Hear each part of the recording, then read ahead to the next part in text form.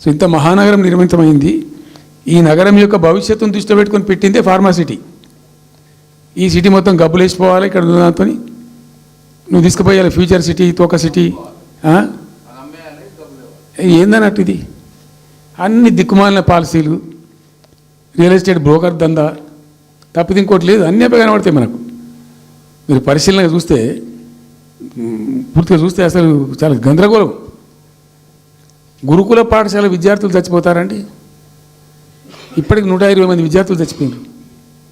గంత నియంత్రణ లేదా? గంత తెలివి లేదా? ఒక గట్టి అధికారిని పెట్టి గట్టి చర్య తీసుకోరాదా? ఏందో చేస్తాము నీ ఫ్యూచర్ సిటీ, తోక సిటీ, ఈ పోరగాళ్ళని చేస్తారు. తర్వాత ఫార్మా సిటీలో ఆ ల్యాండ్ అక్వైర్ చేసినప్పుడు కండిషన్ ఏంటంటే ఓన్లీ ఫార్మా సిటీకి మాత్రమే వాడతాము. Conditional land acquisition.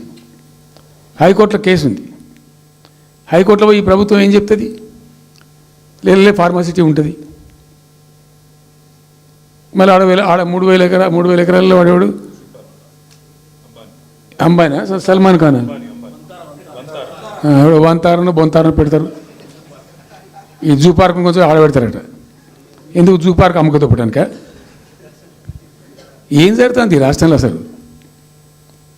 మేము ఇటువంటి చిల్లర పనులు చేయలేదే మేము ఉన్నప్పుడు. ఇంత దుర్మార్గమైన కార్యక్రమాలు చేయలేదే. ఇది ఎక్కడ దిక్కుమాలిన దందా? ఏం జరుగుతుంది అసలు? ఏం చేయదలుచుకున్నారు ఈ రాష్ట్రాన్ని? ఇదేం పోతున్న. సో ఇట్లా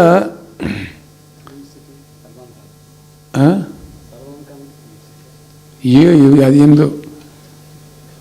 నేను ఒక్కటే మాట్లాడుతున్నానండి. బిజినెస్ మీట్ పెడతాం.